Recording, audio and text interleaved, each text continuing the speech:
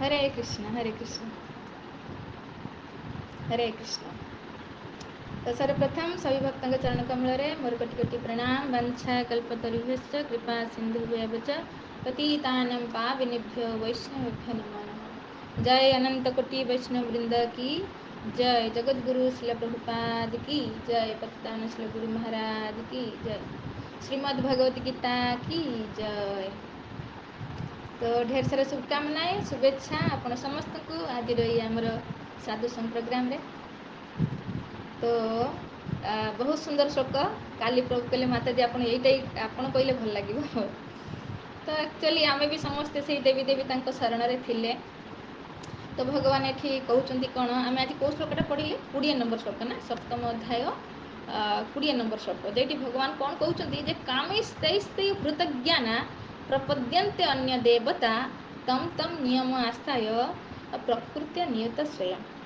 कौन कहते ये कामैस्तैस्तै हृतज्ञाना, हृतज्ञान माने जହାର ज्ञान अपहरण हो जाइए। कहार ज्ञान कौ ज्ञानटा अपहरण हो ना आमे जे आत्मा यहाँ आम भूली जाइए है ना। आई जो आमे कामनार बशवर्ती है कि जो देवता मान शरण में जाऊे कौन पाई ना आमे निजको आत्मा बोली तो भूली जाइए, निजको शरीर बोली ज्ञान करुचे। आ शरीर को पोषण करने सुखी रखापी बा शरीर सहित जे मैंने जड़ित पुओ झील स्वामी परिवार समाज जो भी तो से माने कल्याण कौन करुचे आमे तुरंत फल पाइबापी आम देवी देवता शरण में जाऊे। तो आम भगवान को ये भूली जाइए। तो आम कौन भाव समस्ते किसी कहती अरे जहाँ जे देवता को पूजा कर से तो गोटे जगह को जीव ना है ना, जहाँ कर पूजा कर तुम तो से गोटे जगह को जीव। यहाँ शायद साधारण डायलॉग आपण मैंने शुणिथे किंतु नाई बाबा आपड़ जो टिकट काटे से जी आम यही अध्याय शायद ना नवम अध्याय पढ़ा जानती देवव्रता देवान पितृ जानती पुत्र पितृव्रता। हाँ जे मैंने पितरों को पूजा करिए पितृलोक को जीवे, देवता को पूजा करिए देवलोक को जीवे, भूत प्रेत को पूजा करिए भूतलोक को जीवे। जे मत पूजा करिए मो पाखक आसो जे देवता पूजा कले भगवान को पाई नाई नाई सेटा गीतार लिखाएनि। तो भगवान ये कहते जे तू मोर शरण में आसवा दरकार। कहीं भगवान को शरण में जावा देखा आम प्रथम श्लोक ये जो आमर सप्तम अध्यायटा भक्ति षटकर जाऊँगी आरंभ हो भक्ति जोग पूरा 6 अध्याय चलो 7 ରୁ 12 पर्यंत। तो से सबसे प्रथम भगवान कहले मो आश्रय आस मया आसक्त मना पार्थ जग जुंजन मदाश्रय। हाँ भगवान कौन कहले मो प्रति से आश्रय आसक्त हो पार जो तुम मो आश्रय आसब। मो आश्रय तुम कहीं आसब ना मु प्रभु मो मालिक। 6 और 7 नंबर 2टा श्लोक कहीदे गले मु अनंत कोटि ब्रह्मांड को धारण करुच्ची मुई जगत को सृष्टि करुच्ची मुई जगत को पालन करुच्ची तेणु तुमको मो शरण आसवा दरकार। आ तुम मैंने किए ना मोर अंश। ये जो अपरमया प्रकृति कथा कहले तुम मोर जीव तुम मोर अंश तेणु तुम मोर शरण में आसवा दरकार। किंतु प्रभु तापर किसी कथार कहीगले जे मूढ़ नराधम एम तो मो शरण में केवे आसती। अच्छा जे मैंने किसी सुकृतिवान से मो शरण में आसती तो फिर भी किंतु किसी भौतिक कामना पाई। किंतु आज श्लोक देखा भगवान ये कहते कौन जो माने ज्ञान अपहरण हो तो से माने देवी देवता शरण जाती कहीं भौतिक कामना को पूरण करने। तो ये जो वास्तविक ज्ञान कौन जे आम शरीर नुहे आत्मा से द्वितीय अध्याय भगवान आत्मार ज्ञान पूरा झड़ी बसे दे कही जो आत्मा आम समस्ते किंतु जेहेतु ये आत्मज्ञान आम भूली जाइए निजको आम भूली जाइए तो शरीर को लेकिन परिचय दौचे तेणु शरीर को सुस्थ रखापी आम दौड़े जमी प्रभुपाद परपटे कौन कहले सूर्यदेव को पूजा करा उचित। शास्त्र में कहुई जहाँ जहाँ दरकार तुमको विद्या दरकार तो कौन दरकार गणेश को पूजा कर। हाँ किसी कला तो दरकार जमी बहुत सुंदर गायब तो नाचब ये सब दरकार तो सरस्वती को पूजा कर। तुमको पुत्र दरकार तो शिव पार्वती की पूजा कर, स्वामी दरकार तो शिव को पूजा कर।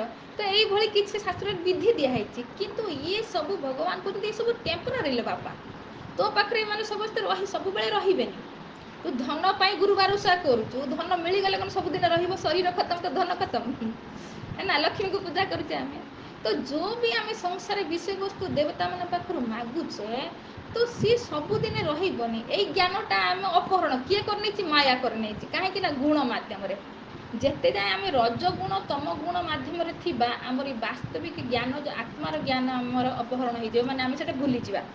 ବା ଶରୀରକୁ ନେଇକି ଦେଖୁନାହାନ୍ତି ସକାଳେ ସକାଳେ ବି କେତେ ଲୋକ ମର୍ଣ୍ଣିଂ ୱାକ୍ କରୁଥିବେ। ହଁ ଭୟ ଆସିଲାଣି ମୋର ତ ଯିବା ଜଲ୍ଦି ଟିକେ ସୁସ୍ଥ ରହିବା, କିଛି ଦିନ ବଞ୍ଚିଯିବା ଆଉ ଟିକେ। ଭାଇ ହରି ନାମ ନେଇ କରିକି ଜପ କରି ୱାକିଂ କର ନା ଭାଇ, ନାଇଁ ହରି ନାମ କରିପାରିବାନି। ତ ହରି ନାମ କ'ଣ କରିବ? ଆତ୍ମାର କଲ୍ୟାଣ କରିବ। ଆଉ ଯେଉଁ ୱାକିଂ କରୁଛେ ସେଟା ଶରୀରର କଲ୍ୟାଣ, କିନ୍ତୁ ଶରୀରଟା ସବୁଦିନେ ନୁହେଁ। ଏଇ ଜ୍ଞାନଟା ଆମର ଅପହରଣ ହେଇଯାଇଛି। ତ ସେଇ ପାଇଁ ଭୌତିକ କିଛି କାମନା ମାନେ ଲାଭ କରିବା ପାଇଁ, ଭୌତିକ କାମନାକୁ ଚରିତାର୍ଥ କରିବା ପାଇଁ ଆମେ ଦେବୀ ଦେବତାଙ୍କ ଶରଣରେ ଯାଉଛେ। ତ ଆମେ ଯେତେବେଳେ ଯାଉ ପ୍ରାୟ ଘର ଘର ସବୁ ଦେବତା ଥିବେ। ହିନ୍ଦୁମାନଙ୍କର ଦେଖିଥିବ କେଉଁ ଦେବତା ବାକି ନଥିବେ। ଶିବ ବୋଲି ତ କେତେ ଶିବ ଥିବେ। ଆଖଣ୍ଡଳମଣି ବାଲା ଶିବ ଥିବେ, ଯଦି ବନାରସ ଯାଇଥିବେ ସେଠିକାର ଶିବ ଥିବେ, ଆପଣ ପଞ୍ଚଲିଙ୍ଗର ଶିବ ଥିବେ, ସବୁ ଗୋଟେ ଶିବ ରଖିଲେ ବି ହେବନି।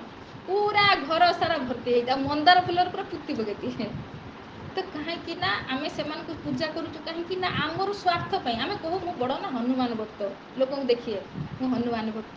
ଭାଇ ଭକ୍ତ କାହାକୁ କୁହନ୍ତି? ଆମେ ବୁଝିବା ଭକ୍ତ କାହାକୁ କୁହନ୍ତି? ଇଏ ପିତୃଭକ୍ତ, ମାନେ ପିତା ଯାହା କହିଲେ ମାନେ, ଆମେ ସେଟା କହୁନା ଭାରି ମାତୃଭକ୍ତ, ମା ଯାହା କହିଲେ ମାନେ। ସେଇଭଳି ତମେ ଯଦି ହନୁମାନ ଭକ୍ତ କି ଶିବ ଭକ୍ତ, କ'ଣ ତାଙ୍କ କଥାକୁ ମାନୁଛ କି? ଶିବଙ୍କର ପ୍ରଥମ ହେଲା ଯେ ହରି ନାମ କର। ଉମାକୁ କହୁଛନ୍ତି ଉମା କହୁ ମେ ଅନୁଭବ ଆପନା, ସତ୍ କେବଳ ହରି ଭଜନ ବାକି ସବୁ ସପନା। ତ ସତ୍ କେବଳ ହରି ଭଜନ, ସେଇପାଇଁ ମୁଁ ଦେଖ ହରି ଭଜନ କରୁଛି। ତେଣୁ ସିଏ ବି ତାଙ୍କର ଭକ୍ତମାନଙ୍କୁ ଏଇ କଥା କହୁଛନ୍ତି ହରି ଭଜନ କର। କିଏ କରୁଛନ୍ତି ଦେଖୁନାହାନ୍ତି? କେହି ନାହିଁ। ଶିବଙ୍କୁ ଅନୁକରଣ କରୁଛନ୍ତି। ସେ ଗୋଟେ ଶିବ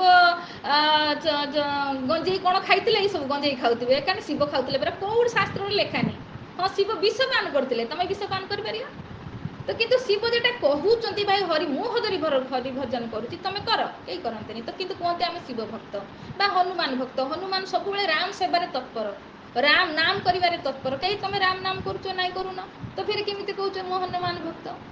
ତ ଭକ୍ତ ମାନେ ଯାହାକୁ ତମେ ମାନୁଛ, ତାଙ୍କର ଆଜ୍ଞାକୁ ପାଳନ କରିବା ହେଲା, ସେଇଟା ହେଲା ଭକ୍ତ।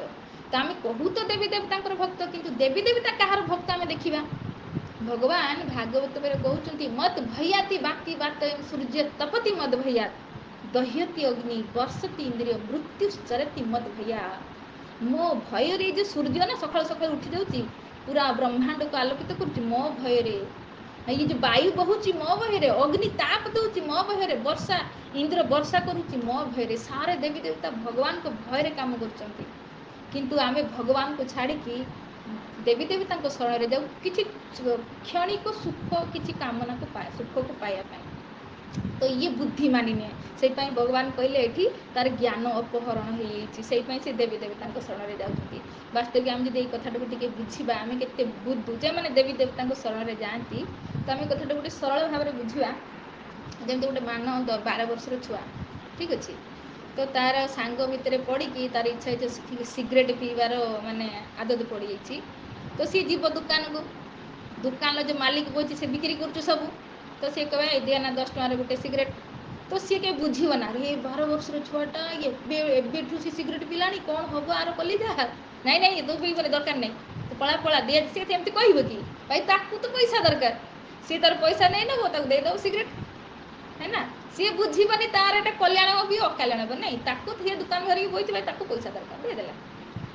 କିନ୍ତୁ ସେଇ ଛୁଆ ଘରେ ଯଦି ତାର ବାପକୁ କୁହେ ବାପା କେଠି ଯାଉଛ? ମାର୍କେଟ ଯାଉଛ ନା? ହଁ, ଏ ନେଇଯାଉନା 10 ଟଙ୍କା, ମୋ ପାଇଁ ଗୋଟେ ସିଗାରେଟ୍ ନେଇ ଆସିବ। ତ କ'ଣ ହେବ? ବାପା କ'ଣ କରିବ? ଧୀରେ ସେ ପଇସାଟାକୁ ନେଇ ନେବ, 2 ଥାପଡ଼ କଷିକି ଲଗେଇବ। କ'ଣ ସିଗାରେଟ୍ ପିଇବୁ? ତ ଆମେ ବୁଝିବା 2 ଜଣ ପଇସା ନେଲେ। ହଁ, ସେଠି ଯେ ଦୋକାନ ଧରିକି ବଇଛି ସିଏ କ'ଣ କଲା? ସିଏ ତ ପଇସା ନେଇଗଲା, ସେ ବୁଝିଲାନି ଆର କ'ଣ ହେବ କ'ଣ ନ ହେବ। କିନ୍ତୁ ଯିଏ ବାପ, ସେ କେବେ ଚାହିଁବନି ତା ଛୁଆର ମଙ୍ଗଳ। ତେଣୁ ସେ କ'ଣ କଲା? ଏଠି ପଇସାଟା ବି ନେଇଲା, ଉପରୁ 2 ଥାପଡ଼ ବି ମାରିଲା। ସେଇଭଳି ଆମେ ଦେଖିବା ଦେବୀ ଦେବତାଙ୍କୁ ଯେଉଁ ଭଗବାନ ରଖିଛନ୍ତି, ଡିପାର୍ଟମେଣ୍ଟ ଦେଇଛନ୍ତି, ଆପଣ ମାଗୁଛନ୍ତି ମାନେ ସେ ଦେଇତେ ବାଧ୍ୟ। ଆପଣ ବିଦ୍ୟା ମାଗୁଛନ୍ତି, ଧନ ମାଗୁଛନ୍ତି, ଆପଣଙ୍କୁ ପୁତ୍ର ଦରକାର, ଦେହ ଦରକାର, ସେ ଦେଇଦେବେ। କିନ୍ତୁ ଏ ପୁତ୍ର ଆଗକୁ ଯାଇକି ଆପଣଙ୍କୁ ବହୁତ କଷ୍ଟ ଦେବ, ସେ ବିଚାର ନାହିଁ, ସିଏ ମାଗିଛନ୍ତି ମାନେ ଦେଇଦେବେ। କିନ୍ତୁ ଭଗବାନ ଜାଣିଛନ୍ତି, ଭଗବାନ ଆମର ପିତା। ଗୀତାରେ କେତେ ଥର କହିବେ ସର୍ବଜନୀ ସେ କହନ୍ତି ଅହମ୍ ବୀଜପ୍ରଦ ପିତା, ପିତା ଅହମ୍ ଅସ୍ୟ ଜଗତ ମାତା ଧାତା ପିତା ମୋହ। ତ ମୁଁ ଏଇ ମାତା ପିତା, ସିଏ କେବେ ଚାହେଁ ଆମର କ'ଣ କଲ୍ୟାଣ, ସେ ବେଶୀ ଜାଣିଛନ୍ତି। ତେଣୁ ଆମେ ଯଦି କିଛି ଭୌତିକ ଜିନିଷ ମାଗୁ ଏମିତି କୌଣସି ଆମର କଲ୍ୟାଣ ଭଗବାନ ଏଇଟା ଦିଅନ୍ତିନି। ସେଇଟା କି ସଂସାର ଦେଖିବୁ କୃଷ୍ଣ ଭକ୍ତ ବହୁତ କମ୍। କୃଷ୍ଣ ଦେବା ପାଇଁ ନା ସେ ଜାଣିଛନ୍ତି ମୋ ପାଇଁ ଏଇଟା ଠିକ୍ ନୁହେଁ, କିନ୍ତୁ ଆମର ଜିଦି ମୋତେ ବୟସ ପୁଅଟେ ଦରକାର କି ମୋତେ ଇଏଟା ଦରକାର, ତ ଫିର ଆମେ କ'ଣ କରୁ ଅନ୍ୟ ଦେବତାମାନଙ୍କ ଶରଣରେ ଯାଉ, ଯାହାଦ୍ୱାରା କି ଯଦି ବି ମିଳିଗଲା ସେ ଦୁଃଖର କାରଣ ହିଁ ହୁଏ। ବେଳେବେଳେ ଦେଖିବୁ ବହୁତ ଜିଦି କରିକି ଭଗବାନ ପାଖରୁ ଜୁତା ରଗଡ଼ି ଯାଇଥିବ, ଭଗବାନ ଲାଷ୍ଟ ଗୋଟେ ପୁଅଟେ ଦେଇ ବି ଦେଇଥାନ୍ତି, ମାନେ କ'ଣ ଦେବୀ ଦେବତାଙ୍କ କରୁଣାରୁ ଯଦି ମିଳିବି ଗଲା, ଆଉ ସେଇ ପୁଅ ଯାଇକି ଆଗକୁ ହୁଏତ କିଛି ଗୋଟେ ବିମାର ଏମିତି ଗ୍ରସ୍ତ ହେଇଯିବ ସାରା ପଇସା ସାରି ଜୀବନ ଯେତିକି କମେଇଥିବ ପଳେଇଯିବ। କେତେ ଲୋକଙ୍କର ଏମିତି ହୁଏ। ଠିକ୍ କଥା, ପ୍ରଭୁ ମୋର ନଥିଲା ବରଂ ଭଲ ହେଇଥିଲା। ଆଚ୍ଛା ସେଇ ପୁଅ କିଛି ଅଛନ୍ତି ଯେ ଯାଇକି ବହୁତ କଷ୍ଟ ଦେବେ, ବହୁତ ପୀଡ଼ା ପହଞ୍ଚେଇବେ, ଦୁଷ୍ଟ ହେବେ, ତ ବାପା ମା କହି ଏସେ ଆଚ୍ଛା ମୁଁ ବାଞ୍ଝ ହେଇଥିଲେ ବରଂ ଭଲ ହେଇଥାନ୍ତା, ପଛରେ ପସ୍ତାନ୍ତି। ତ ଇଏ ସବୁ ଆମେ ମାଗୁଛୁ କାହିଁକି ଦେବୀ ଦେବତାଙ୍କ ଶରଣରେ ଯାଇକି ନା, କାରଣ ଆମର ମାୟା ଦ୍ୱାରା ଆମର ଜ୍ଞାନ ଅପହରଣ ହେଇଯାଇଛି। ଆମେ ଆତ୍ମାର କଲ୍ୟାଣ ଚାହୁଁନୁ। ଯେଉଁ ଭଗବାନ ଆମକୁ ଏ ମନୁଷ୍ୟ ଜୀବନ ଦେଇଛନ୍ତି, ମନୁଷ୍ୟ ଶରୀର ଗୋଟେ ଯନ୍ତ୍ର, ଆଗକୁ ଆଗକୁ ଆମେ ଶୁଣିବା। ଇଏ ଶରୀର ଗୋଟେ ଯନ୍ତ୍ର, ଆମେ ସମସ୍ତେ ଆତ୍ମା। ଯିଏ କୁକୁର ଭିତରେ ଅଛି ତ କିଏ ବିଲେଇ ଭିତରେ, ତ କିଏ ହାତୀ ଭିତରେ, କିଏ ସିଂହ ଭିତରେ, ଅନେକ ଶରୀର ଅଛି, 84 ଲାଖ ପ୍ରକାର ଶରୀର। ତ ଆମେ ହେଲେ ମନୁଷ୍ୟ ଶରୀରରେ ଅଛି, ତ ଆମ ପାଖରେ ଗୋଟେ ଚାନ୍ସ ଅଛି ଏଠୁ ବାହାରିବା। ତ ସେଇପାଇଁ ବାର ବାର ଭାଗବତ କୁହ ବା ଭଗବତ ଗୀତା କୁହ, ଭଗବାନ ଏସବୁ କହୁଛନ୍ତି କାହିଁକି ଏଠୁ ବାହାର, ତମେ ଦେବୀ ଦେବତାଙ୍କ ଚକ୍କରରେ ପଡ଼ନି, ତମକୁ ଦେଇଦେବେ କିନ୍ତୁ ଏଠି ଫସିକି ରହିବ ତମେ। ଭଗବାନଙ୍କର ତ ଏଇଟା ଉଦ୍ଦେଶ୍ୟ ନୁହେଁ ନା। ଏ ଗୀତା କହିଛନ୍ତି କ'ଣ ପାଇଁ? ଏଠୁ ବାହାରିବା ପାଇଁ, ଭଗବତ ଧାମକୁ ଯିବା ପାଇଁ। କିନ୍ତୁ ଆମେ ଛୋଟି ଛୋଟି କାମନାକୁ ପୂରଣ କରିବା ପାଇଁ ଭଗବାନଙ୍କୁ ଛାଡ଼ିକି କ'ଣ କରୁ? ଦେବୀ ଦେବତାଙ୍କ ଶରଣରେ ଯାଉ, ଯେମିତି ଗୁଣରେ ଥାଉ। ଯଦି ରଜ ଗୁଣରେ ଥିବା, ଦେଖୁନାହାନ୍ତି ଯେତିକ ଆପଣ ଶିରଡ଼ି ବାବାଙ୍କୁ ପୂଜା କରୁଛନ୍ତି, ଭାବ ସେମାନେ ରଜ ଗୁଣରେ ଅଛନ୍ତି। ଶିରଡ଼ି ବାବା ଭଗବାନ ହର ଗଳି କନ୍ଦିରେ ଏବେ ଦେଖ ଗୋଟେ ଗୋଟେ ମନ୍ଦିର ଅଛନ୍ତି। କେଉଁ ଶାସ୍ତ୍ରରେ ନାହିଁ। ଯିଏ ନିଜକୁ ଭଗବାନ କହୁଛନ୍ତି କ'ଣ ଶାସ୍ତ୍ରରେ ଅଛନ୍ତି କି? ଭଗବାନ କୃଷ୍ଣ ଭଗବାନ ବୋଲି ଗୀତାରେ ତ ଝଡ଼ି ବର୍ଷିଛନ୍ତି, ନିଜ ମୁହଁରେ କହୁଛନ୍ତି, ପୁଣି ସାରା ଶାସ୍ତ୍ର କହୁଛନ୍ତି କୃଷ୍ଣ ହିଁ ଭଗବାନ। ଏତେ ଚାଂସ କଲାପୁଂସ କୃଷ୍ଣସ୍ତୁ ଭଗବାନ ସ୍ୱୟଂ କୁହାହେଉଛି। ଭଗବାନ ସେଇପାଇଁ ଏଠି କହୁଛନ୍ତି ମୁଁ ଭଗବାନ, ତୁମେ ମୋ ଶରଣରେ ଆସ। କିନ୍ତୁ ଆମେ ଭଗବାନଙ୍କୁ ଛାଡ଼ିକି, ଛାଡ଼ ଦେବୀ ଦେବତାଙ୍କୁ ବି ଛାଡ଼ି ଦେଇକି ବାବୁଙ୍କୁ ଚକ୍କରରେ ପଡ଼ିଛେ, ତାଙ୍କୁ ଭଗବାନ କହିକି ପୂଜା କରୁଛେ। ଆ ଦ୍ୱାରା କ'ଣ ହେବ? ତ ଆ ଦ୍ୱାରା ଆମେ ଆଧାର୍ମିକ ହେଇଯାଉ। କାହିଁକି ନା ଇଏ ହାବା, ଇଏ ପାଣି, ଇଏ ପ୍ରକାଶ, ଏ ଖାଦ୍ୟ ଭଗବାନ ତ ଦେଉଛନ୍ତି ନା, କେହି ବାବାକୁ ତ ଦେଉନାହାନ୍ତି। ଭଗବାନ ଗୀତାରେ କହିବେ ଅହଂ ସର୍ବସ୍ୟ ପ୍ରଭବ ମତ ସର୍ବ ପ୍ରବର୍ତ୍ତତେ। ଇଏ ସବୁ ଯାହା ଦେଖୁଛ ମୋ ଦ୍ୱାରା ସୃଷ୍ଟି। ତ ଶରୀର ଯେ ମନୁଷ୍ୟ ଶରୀର ଦେଇଛି ସେଟା ବି ମୁଁ ହିଁ ଦେଇଛି। ତ ଏ ଯାହା ବଞ୍ଚିବା ପାଇଁ ଯାହା ଦରକାର ମୁଁ ଦେଉଛି। ତ ଆମେ ଭଗବାନଙ୍କର ଗୁଣଗାନ କରିବା ଦରକାର, ଭଗବାନଙ୍କର ଖାଉଛୁ ମାନେ ଭଗବାନଙ୍କର କରିବା ଦରକାର। କିନ୍ତୁ ଭଗବାନଙ୍କୁ ଛାଡ଼ିକି ଆମେ କିଏ ବାବା ବାପୁଙ୍କର ଧର ଆରାଧନା କରୁଛେ, ପୂଜା କରୁଛେ, ତ ଏଇଟା ଅଧାର୍ମିକ। ତ ପ୍ରକୃତି ସେ ପାଇଁ ଆମକୁ ବହୁତ ଦଣ୍ଡ ଦେବ। କାହିଁକିନା ଆମେ ଜଣଙ୍କର ଖାଉଛେ, ଆଉ ଜଣଙ୍କର ଗୁଣ ଗାଉଛେ, ତ ଦଣ୍ଡ ତ ପାଇବା ଭାଇ। ତ ସମୟ ଆସିବ ଦଣ୍ଡ ପାଇବା। ତ ସେପାଇଁ ବୁଦ୍ଧିମାନି, ତ ଯିଏ କୃଷ୍ଣ ଭଜେ ସେ ବଡ଼ ଚତୁର। ସେପାଇଁ କାଲି କହିଗଲେ ଯିଏ ଜ୍ଞାନବାନ, ବାସ୍ତବିକ ଜ୍ଞାନୀ ସିଏ ଯିଏ ଭଗବାନଙ୍କ ଶରଣରେ ଅଛି। ଏଠି ଯିଏ ପଣ୍ଡିତ ହେଇଯାଇଛି, ବହୁତ ଶାସ୍ତ୍ର ପଢ଼ିଦେଇଛି ବା ବହୁତ ଭୌତିକ ବିଦ୍ୟାରେ ଜ୍ଞାନ ଅର୍ଜନ କରିଦେଇଛି, ସିଏ ଜ୍ଞାନୀ ନୁହେଁ। ଯିଏ ବା ସିମ୍ପଲ ସରଳ ଭାବରେ ଭଗବାନଙ୍କ ଶରଣରେ ଯାଇଛି, ମାଇବା ଭଗବାନ ତମେ ସବୁ କିଛି, ମୁଁ ତମ ଅଂଶ, ବଚ୍ଚା ଭୁଲି ଯାଇଥିଲି, ଏବେ ସାଧୁ ସଙ୍ଗରେ ଆସିକି ଜାଣିଗଲେଣି, ଏବେ ତମ ଶରଣରେ ଆସିଛି ପ୍ରଭୁ, ତମେ ଯାହା କହିବ ମୁଁ କରିବି। ତ ଯିଏ ଭଗବାନଙ୍କ ଶରଣରେ ଆସିଲା, ସେଇପାଇଁ ବହୁନାମ ଜନ୍ମନା ମନ୍ତେ ଜ୍ଞାନବାନ ଭଗବାନ କହିଲେ। ବହୁତ ବହୁତ ଜନ୍ମ ପରେ ଜଣେ ଜ୍ଞାନୀ ହୁଏ ଯେ ମୋ ଶରଣରେ ଆସେ। ତେଣୁ କାହିଁକିନା ଭଗବାନଙ୍କୁ ଶରଣରେ ଗଲେ ମାୟା ଆମକୁ ଛାଡ଼ିଦେବ, ଫିର ଆମେ ଭଗବତ ଧାମ ପଳେଇବା। ଫିର ନା ଜନ୍ମ ହେବା, ନା ମରିବା, ସଂସାର ଆସିକି ଦୁଃଖ ପାଇବା। ତ ଇଏ ସିମ୍ପଲ ସା କଥା।